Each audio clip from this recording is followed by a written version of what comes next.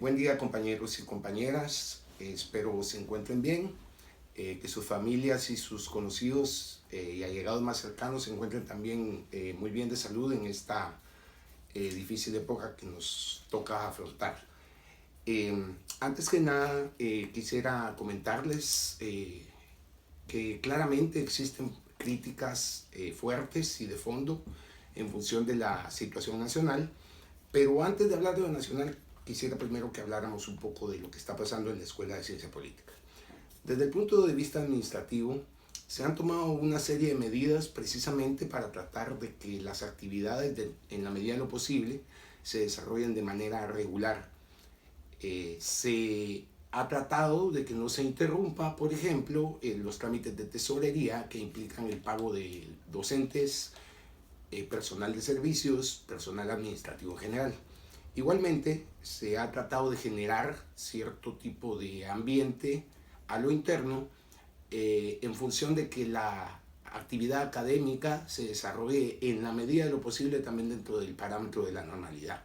Entendemos claramente que si bien es cierto se generará un problema desde el punto de vista académico, de alguna manera creemos que no es necesario que se interrumpa por completo la actividad y creemos que se puede avanzar de otra manera.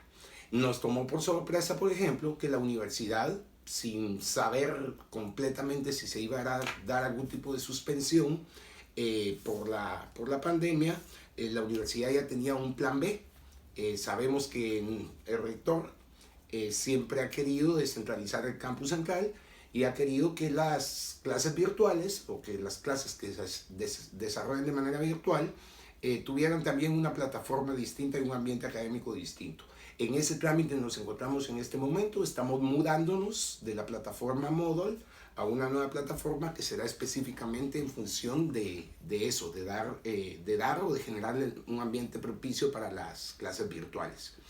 En el caso nuestro, en el caso del curso de Ideologías Políticas, vamos a tratar de adelantar un poco más de lo que, en lo que veníamos platicando.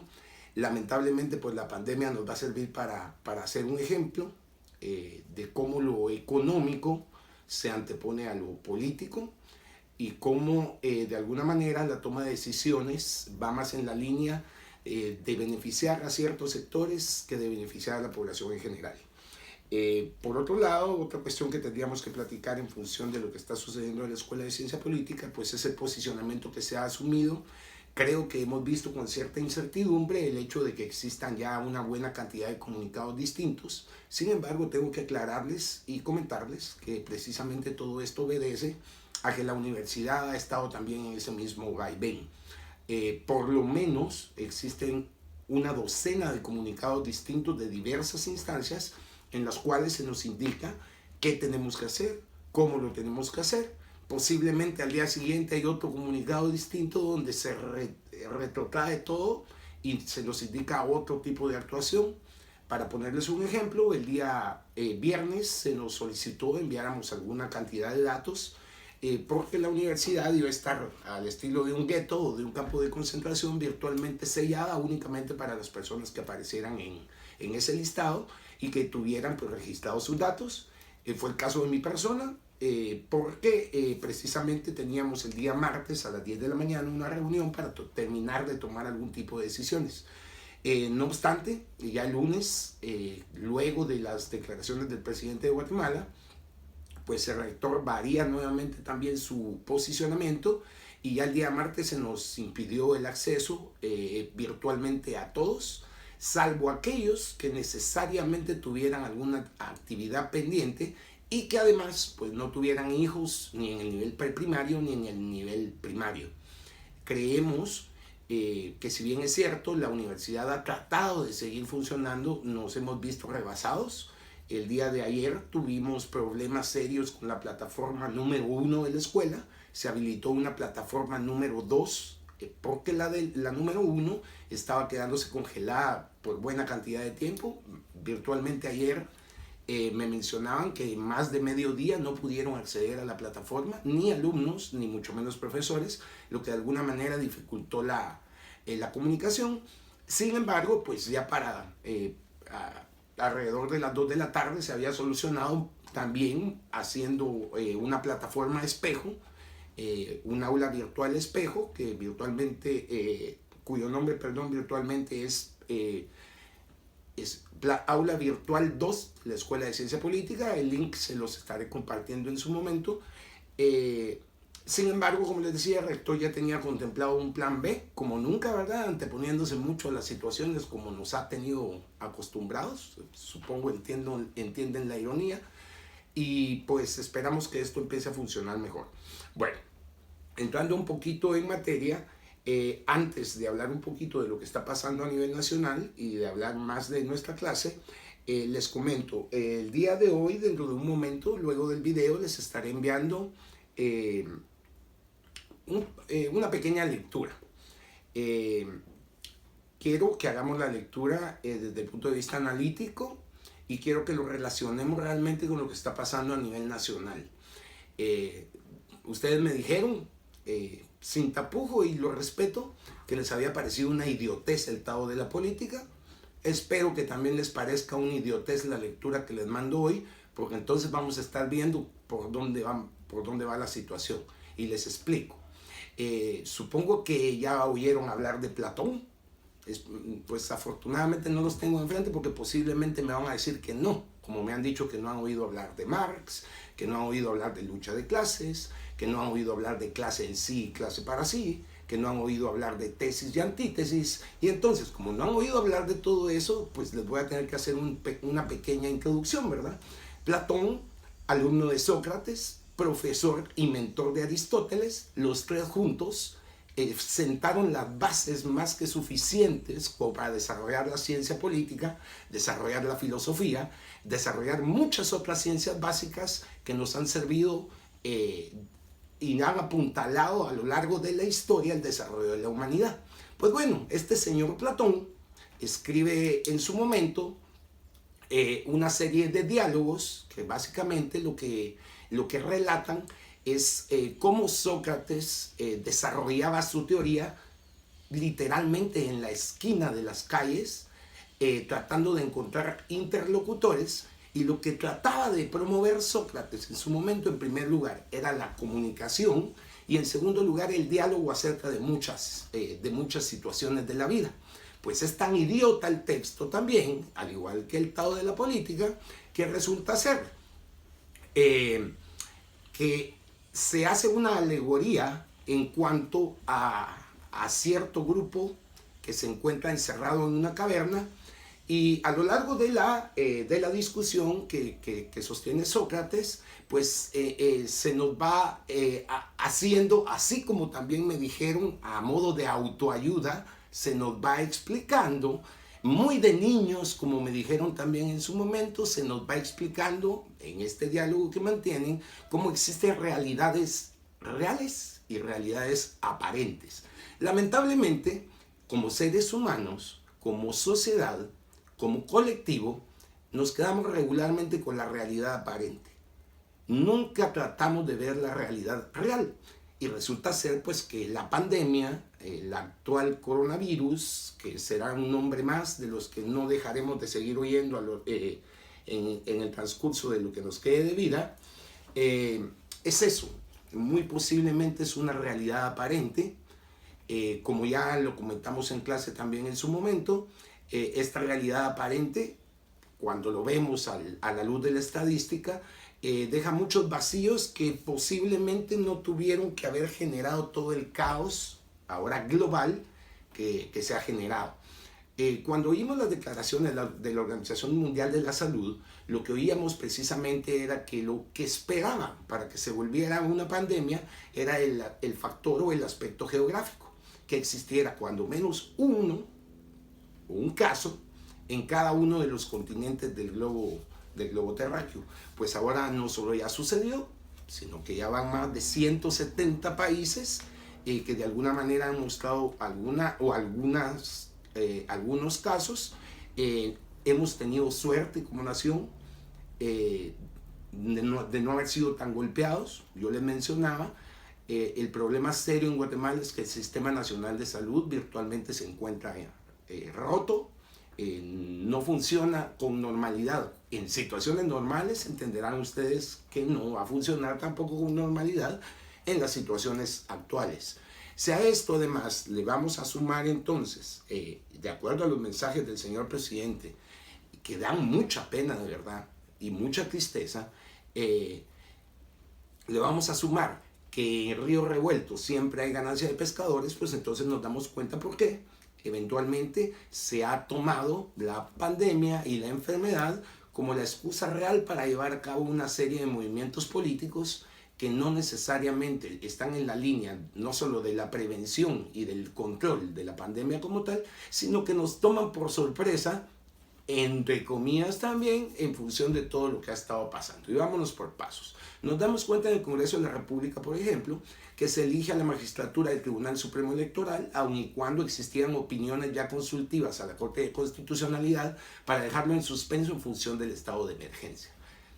Pareciera casual, pues no lo es. Yo los invitaría a que revisemos el currículum de los 5 magistrados titulares, 2 con tachas sumamente serias, incluso una ex candidata vicepresidencial, perdón. Está, por ejemplo, el asesor jurídico del rector Murphy Pais, etcétera. Pareciera ser que se quedó bien con todos los sectores con los que se quería quedar bien.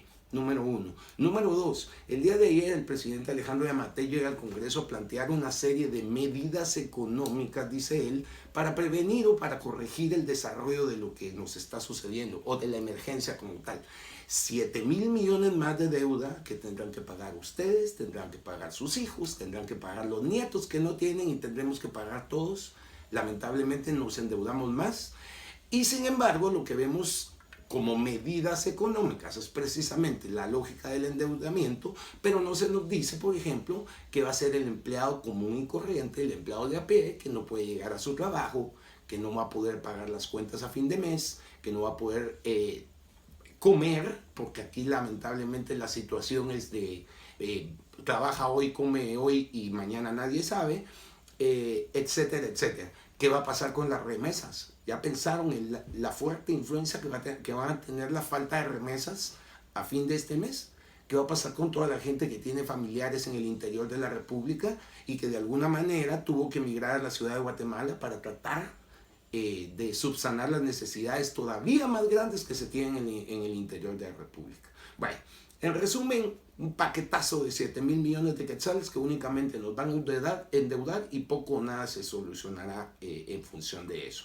Aparte de eso, pues por ejemplo, nos sorprende la situación de que el señor Yamatei nos diga con pompa y gala de que se está creando un mega hospital o una mega sala de atenciones en el Parque de la Industria para tratar de enfrentar la situación.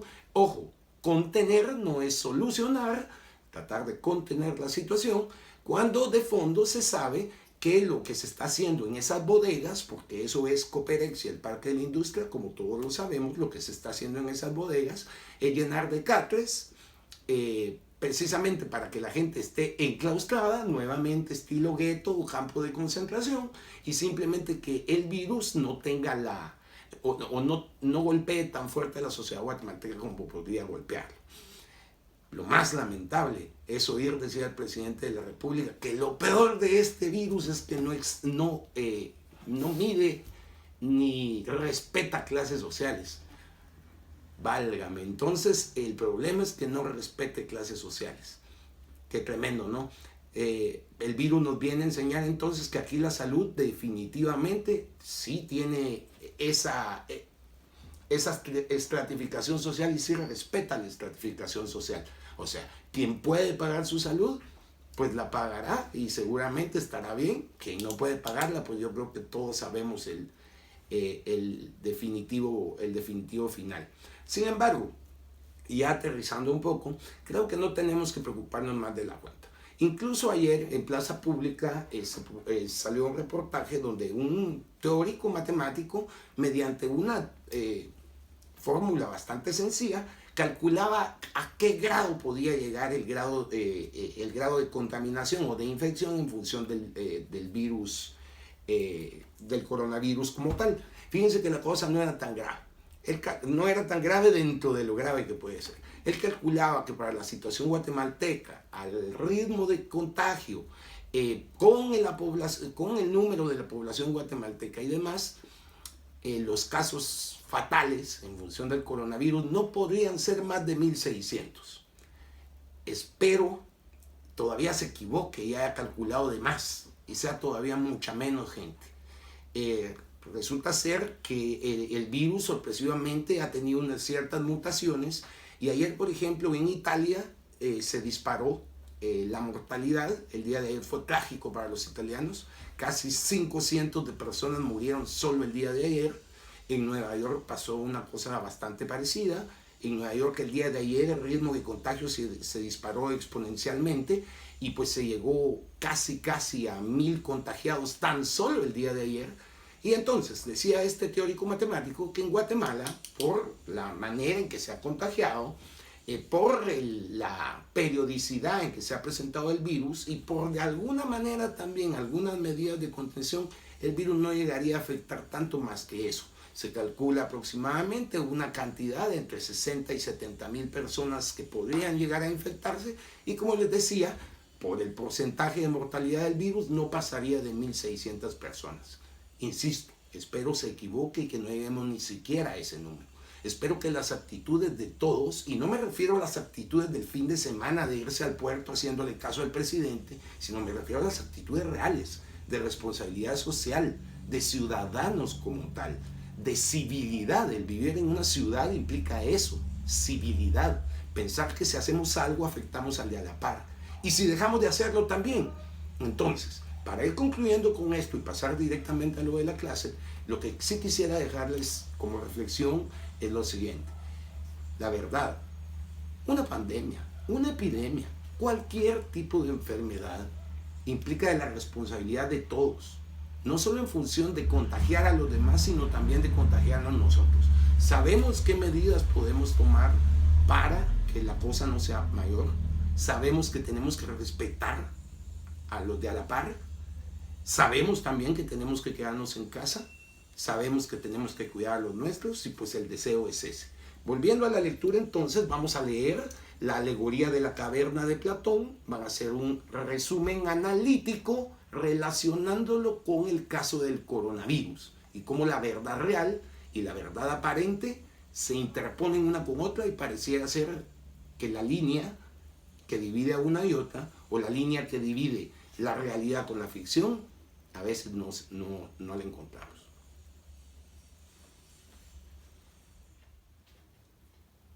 Bueno, en la línea de lo que estábamos hablando entonces y ahora con un cambio de locación vamos a retomar algo de lo que ya habíamos mencionado en la clase.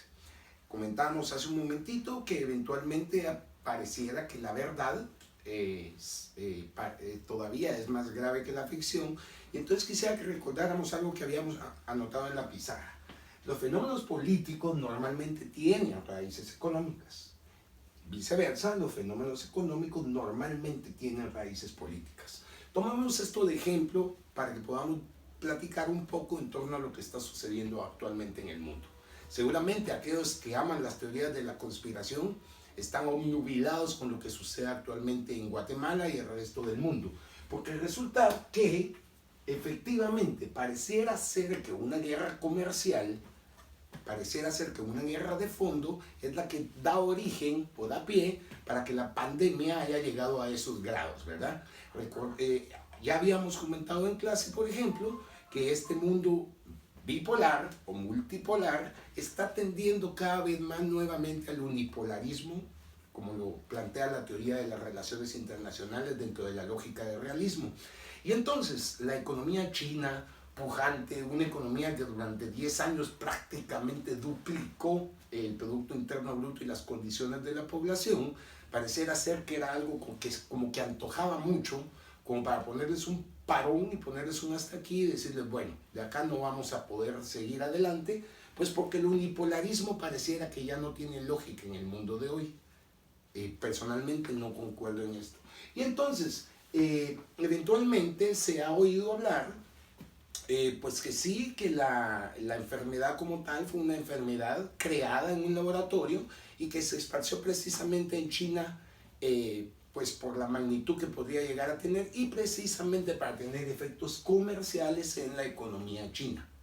Oh, sorpresa, ¿verdad? Pareciera ser que los efectos originalmente no iban a ser efectos comerciales, sino iban a ser efectos políticos. Hoy por hoy vemos, por ejemplo, el caso de Irán, vemos por ejemplo el caso de Canadá, vemos el caso de Francia, vemos el caso de España. Seguramente se enteraron que el día de ayer muere un magnate, presidente en los últimos 10 años del Banco Santander, una megacorporación a nivel global, y entonces parece ser que el virus, como decía el presidente Yamatei, no respeta clases sociales, pero tampoco respeta clases políticas, ¿verdad? Lamentablemente, los efectos políticos del virus hoy sí definitivamente tienen una linealidad en función de los efectos económicos que va a tener.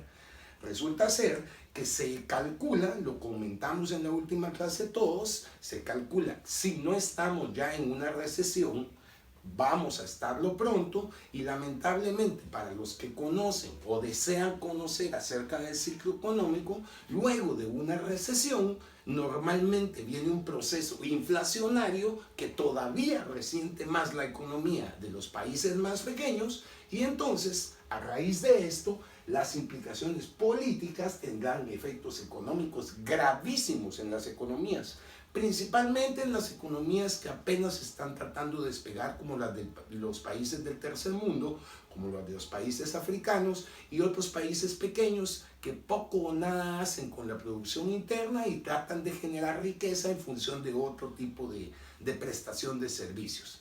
Habíamos hablado que en Guatemala, por ejemplo, pareciera ser que la economía se está orientando a la prestación de servicios en materia poco tradicional, llamemos así, productos poco tradicionales, el turismo, la hotelería, y para que no suene raro el por qué el presidente Yamatei cambió de opinión, pues los call centers, ¿verdad? Somos una potencia mundial, si no me equivoco, el tercer país del mundo con mayor cantidad de call centers y responde a las necesidades de multinacionales, no necesidades endémicas o propias de nuestro país.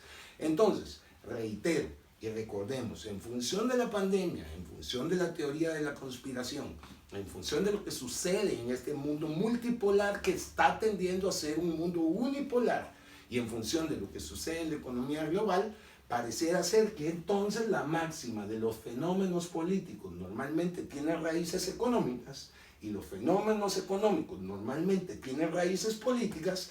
En esta ocasión se cumple más que nunca. Muy bien, sigamos entonces, compañeros. Habíamos estado platicando, y lo dijimos ya en su momento en clase, acerca de que existen tres posiciones o tres espacios ideológicos que ya normalmente la teoría reconoce. Comentamos en clase entonces que normalmente íbamos a identificar las ideologías conservadoras que pretendían mantener el statu quo, las ideologías revolucionarias o de izquierda que pretendían un nuevo statu quo, y la tercera posición o el tercer posicionismo, que era el de aquellas ideologías que pretendían mediante la reacción o de una manera reaccionaria, pretendían tener una tercera posición y volver a un statu quo que ya en algún momento había existido. Vamos a hablar un poquito más de esto un poco más adelante. Veamos una cuestión. Gráficamente se tiende a decirnos que la cuestión está más o menos orientada así: las ideologías de izquierda, las ideologías de derecha y esa tercera posición, que es anticomunista o antisocialista y anticapitalista, ¿verdad? Les decía que normalmente esta tercera posición son todas aquellas posiciones reaccionarias. Algunos utópicos, por ejemplo, que plantean, lo hemos dicho también, que plantean, por ejemplo, que la lógica del Estado no corresponde ya a la sociedad actual, y entonces se debería de replantear o plantear una nueva lógica que corresponda a la sociedad actual. Quiero que entendamos, antes de caminar un poco más, que normalmente se identifican así, lo que no quiere decir que no existan algún otro tipo de posiciones ideológicas que no puedan encasillarse dentro del gráfico como tal. No necesariamente todas las ideologías revolucionarias han sido de izquierda, No necesariamente todas las ideologías conservadoras son de derecha, ni necesariamente todas las ideologías reaccionarias pertenecen a esta tercera posición. Fíjense que casualmente, y le digo casualmente pues porque la presentación ya se encontraba elaborada desde hace un par de años, quería apuntalar lo que les estoy comentando con un gráfico más, y es el siguiente, y vamos a ver si ustedes entienden la ironía en la situación en la que nos encontramos. Normalmente, cuando hablamos de derecha, desde el punto de vista económico, el capitalismo es el sistema que sustenta la ideología liberal, o cuando hablamos del socialismo como sistema económico que sustenta también esa ideología comunista, socialista, como le queramos poner, normalmente lo vemos así. Pero quiero que le pongamos atención a la gráfica entonces. Hablábamos de Marx hace un rato, ¿verdad? Aquí hay una ironía implícita dentro de que él era parte, dentro de la estratificación social, él pertenecía a la burguesía alemana. Pero les decía que la ironía iba a caer por sí sola. Yo escuchaba el día de ayer en la clase al doctor Rangel, cuando él les mencionaba acerca de la revolución china y cómo Mao Zedong, en cierto momento, llevó o canalizó la inconformidad social desde la base, y de verdad fue una revolución, llamémosla así, proletaria, bastante de base, bastante horizontal, que rompía mucho con la lógica revolucionaria de entonces. Sin embargo, les decía, la ironía cae sola, ¿verdad? Porque aquí vemos, por ejemplo, a Mao con Stalin, a Lenin y Stalin, a Mao y Pol Pot, el líder vietnamita, e irónicamente, ¿verdad? Vemos al tío Sam, vemos el logo de Coca-Cola y vemos a la bolsa de valores. Casualmente, lo que está cayendo es esto, lo que se ha derrumbado con el virus y con la pandemia es precisamente esto, cuando lo que se quiso atacar fue precisamente esto, precisamente esa ideología. Entendemos entonces que la ideología china, por ejemplo, hacia adentro sigue siendo una ideología social, por no decir comunista, pero hacia afuera es una ideología capitalista. Cuando cae la bolsa, afectamos a China, se afecta a los Estados Unidos de América y pues lamentablemente se afecta al globo entero.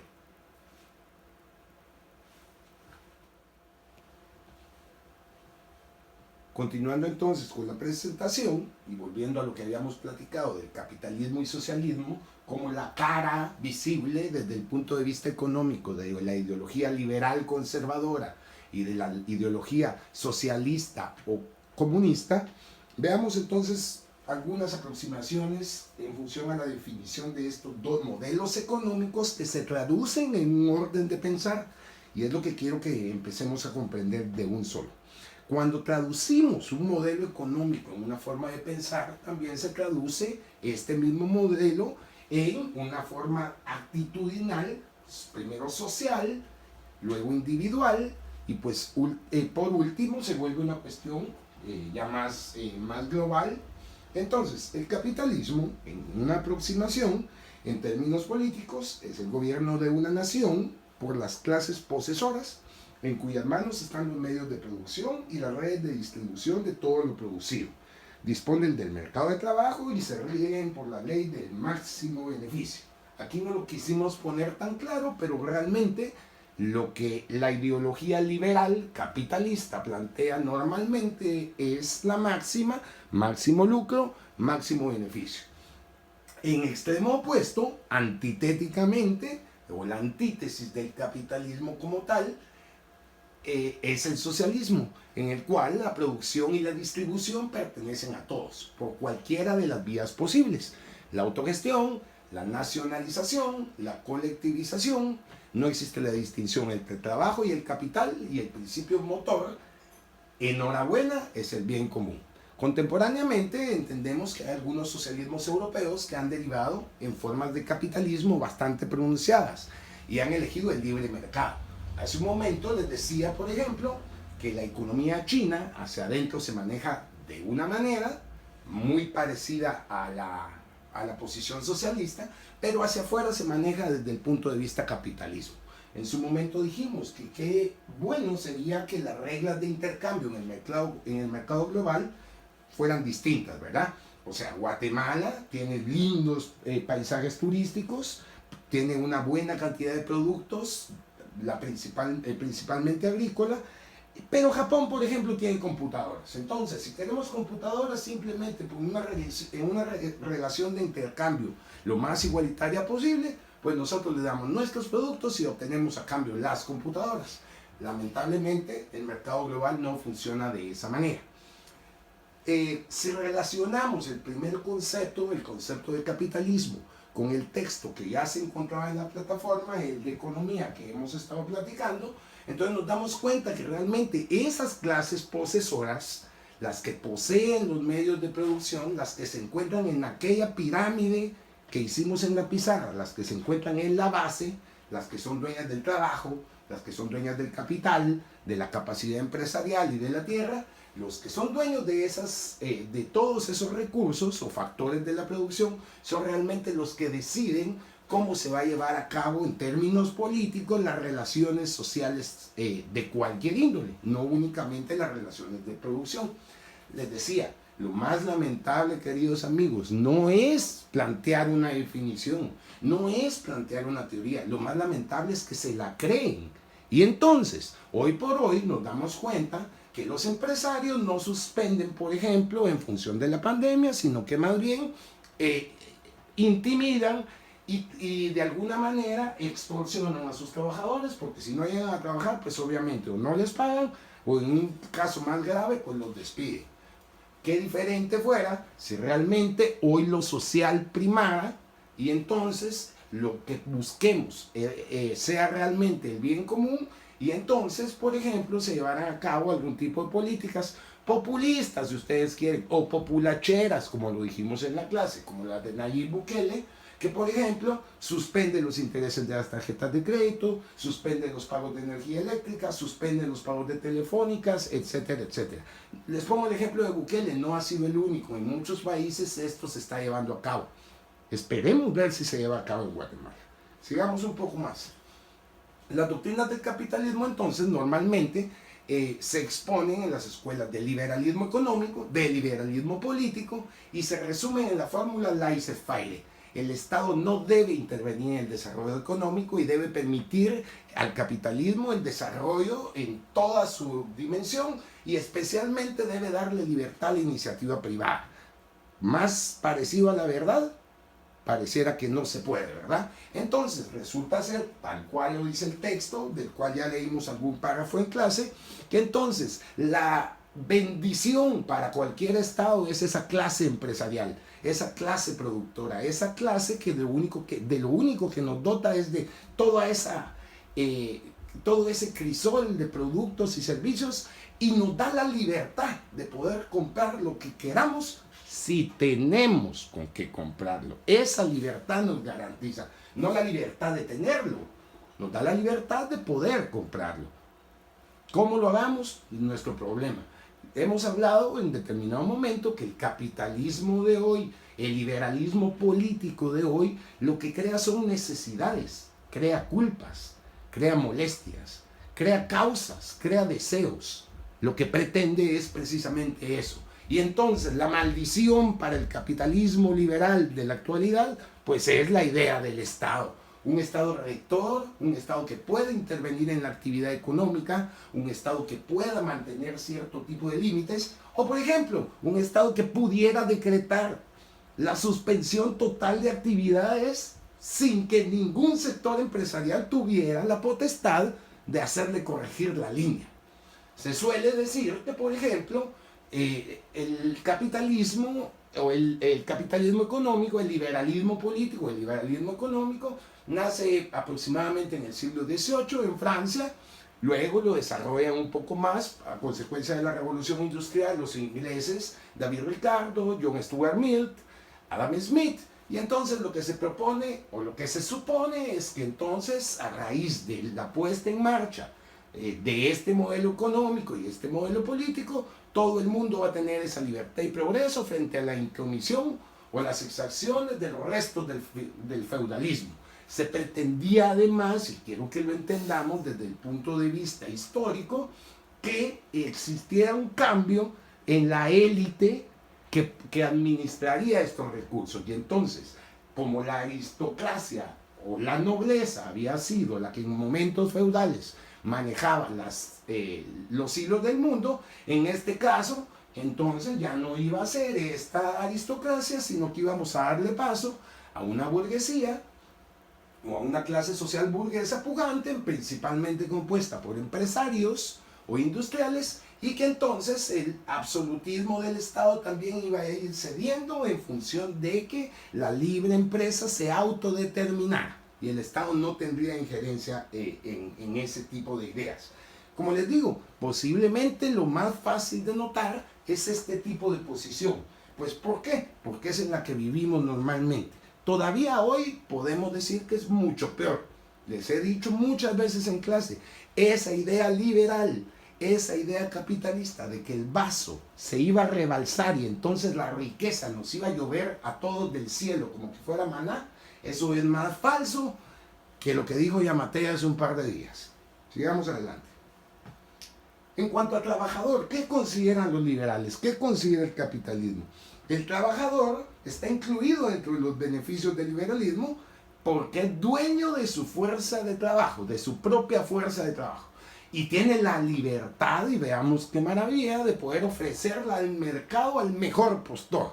Les decía en su momento en clase, decía Marx, todos hacemos nuestra propia historia, pero ¿con qué la hacemos? Eso nos lo dan. No todos tenemos las mismas capacidades, no todos nacemos en el mismo contexto, no todos tenemos las mismas oportunidades. Y es por esto precisamente que este tipo de corrientes crean sine qua non, crean estratificación social y crean diferencias sociales serias y marcadas. La primera crítica al capitalismo de carácter orgánico y científico, como lo hemos dicho también, la hace Carlos Marx en su libro El Capital.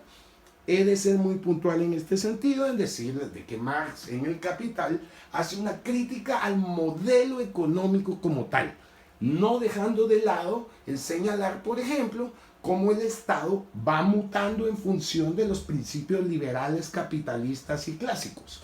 En el sentido de que entonces el Estado se fetichiza, se vuelve una cosa, se vuelve una cuestión únicamente necesaria para el sistema, mas no es el centro del sistema. El centro del sistema es la producción y el mercado liberal como tal. Marx, de alguna manera, tiene un acuerdo con algunos liberales en función de que la principal organización dentro de la sociedad debe darse de alguna manera, de una manera natural. Debe existir, decía, un orden natural. Ojo, él hablaba de la sociedad. No habla de que la producción y la riqueza se va a generar de una manera natural. Porque esto, pues, entendemos que no puede ser algo que caiga del cielo, que el ser humano, porque sí, va a empezar a generar riqueza, va a empezar a producir sin esperar nada a cambio. De hecho, esto desvirtuaría completamente el modelo económico, pues porque, como les comentaba, la lógica nos dice es máximo lucro, máximo beneficio, no importando que a los que se lucre sean los seres humanos o de los que se beneficien sea de los seres humanos como tal.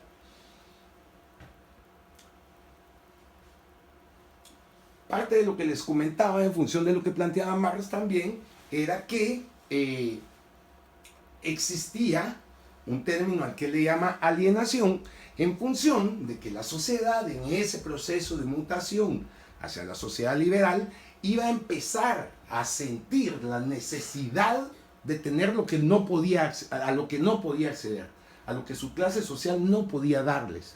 Y entonces empieza esa suerte de cúmulo de deseos, empieza esa gana de querer parecernos a lo que no somos, empieza ese ímpetu de querer sentir lo que tampoco somos, simplemente porque las necesidades se van creando por el sistema. Las condiciones dentro de la sociedad, la producción y los procesos humanos no son de control de los seres humanos como tal. Pasan, pues, según la teoría, a adoptar una existencia aparentemente autónoma. Aparentemente, como lo decían los liberales clásicos, la economía y su motor se menea no importando de los seres humanos como tal. ese motor es un motor imparable, con ímpetu que no vamos a poder detener. Lamentablemente, como les decía, parte de lo peor de este sistema es precisamente la estratificación. Y entonces, como hablábamos al inicio, quien tiene la opción de acceder a los servicios básicos del Estado, pues tendrá la potestad de mantenerse sano, de tener vivienda digna, de tener alimentación saludable, de mantener todos sus servicios asegurados. Quien no pueda, lamentablemente el sistema lo va excluyendo, y entonces otra de las críticas profundas es que realmente aquí pasa lo mismo que pasa con los promedios. Los más afectados o los más beneficiados son los extremos dentro del sistema. Los más afectados son los pobres, los que no tienen acceso a servicios, con los que según el texto son esos desadaptados sociales que por su desadaptación necesitan del Estado para que supla todas esas necesidades.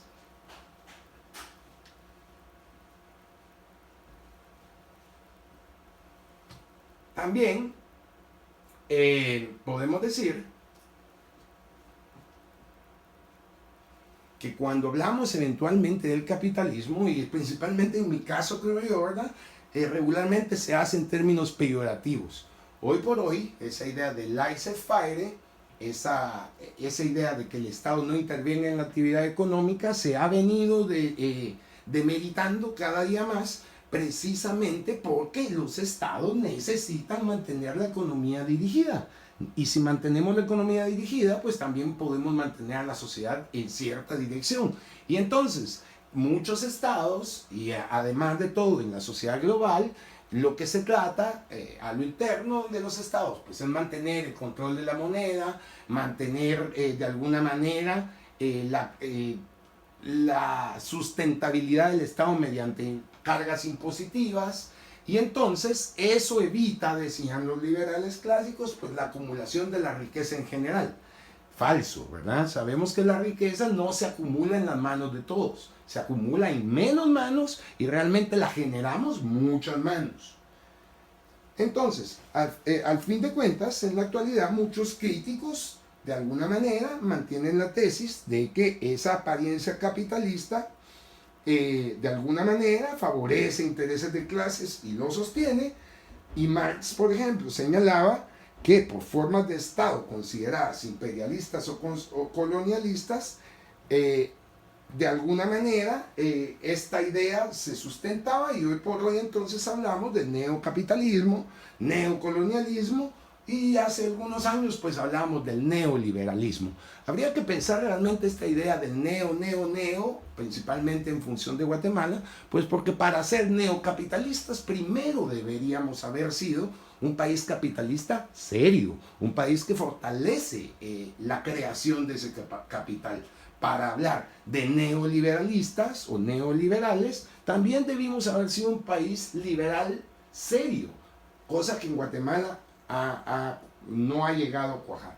Veamos una tabla ya para finalizar, donde vamos a señalar algún tipo de posición que mantienen los dos sistemas económicos como tal en torno a algunas cuestiones. La educación para el socialismo alcanza o llega hasta donde alcance la capacidad de cada uno. Para el capitalismo depende de la capacidad económica de cada uno. Reitero, cada quien hace su propia historia, pero no con los mismos medios. Eso se nos dan. La salud o la sanidad para el socialismo debería de ser pública, gratuita y universal. Para el capitalismo, ¿qué cree? Depende de la capacidad económica de cada uno. La vivienda para el socialismo debería ser pública y universal. Para el capitalismo depende de la capacidad económica de cada uno. La jubilación o las pensiones para el socialismo a una edad razonable y con pensiones garantizadas. Para el capitalismo depende de la capacidad económica de cada uno. La cultura para el socialismo garantizada por los poderes públicos. Para el capitalismo, otra vez, ¿verdad? Depende de la capacidad económica de cada uno. Y el trabajo garantizado para todas y todos. Y para el capitalismo, que uno de sus principales baluartes es la fuerza de trabajo. Para el capitalismo, el trabajo depende de la coyuntura económica del momento y define el acceso al resto de los servicios. Quien posee este trabajo, seguramente en la crisis actual o por el coronavirus, y además, si su empresa sigue elaborando y puede llegar a ella, seguramente va a tener algún tipo de acceso a algunos servicios. De caso contrario, seguramente no tendría ninguno. Muy bien, patos. Como les decía, quería que avanzáramos un poquito. Quería que tuviéramos algo de sustento en función de la lectura. Espero que estén avanzando con la lectura de los fundamentos económicos que ya habíamos platicado. Una lectura muy crítica en función de lo que estábamos comentando precisamente hace un momento en la presentación. Reitero, la persona es una persona de origen peruano que estudió aquí en Guatemala en la Universidad Francisco Marroquín, alumno egresado cum laude de Manuel Ayau, que fue el fundador de esta universidad, y que de verdad sí pensaban de la manera en la que comentábamos. Si usted no trabaja o si ustedes no trabajan es porque no quieren. Trabajo ahí está. ¿Cuánto les van a pagar? Si van a tener sus derechos asegurados o no, eso no les interesa a ellos nada. Ya les dije, para ellos la mayor parte, como lo dice el texto, de desadaptados, que no tenemos salud, que no tenemos vivienda, que no tenemos trabajo y no tenemos educación, es porque no la quisimos tener. El contexto les importa un comino. En la próxima clase vamos a seguir ahondando un poquito más en función del liberalismo y del capitalismo económico liberal. Vamos a seguir hablando un poquito acerca del socialismo. Les reitero, luego de subir el video, yo les envío el documento de Platón, de la alegoría de la caverna, un análisis crítico, un análisis serio en función de lo que Platón nos menciona y su relación con lo que está sucediendo actualmente en el mundo por la pandemia del coronavirus. Una página, 5 puntos. No quiero, si quieren hacer más de una página, da para mucho. Si no, pues una página tal cual se los estoy mencionando, pues porque ya saben, el requisito del punteo es que cumplan con las indicaciones. Por lo demás, nuevamente les deseo salud a ustedes, a su familia, a sus allegados y nos seguimos comunicando. Buen día.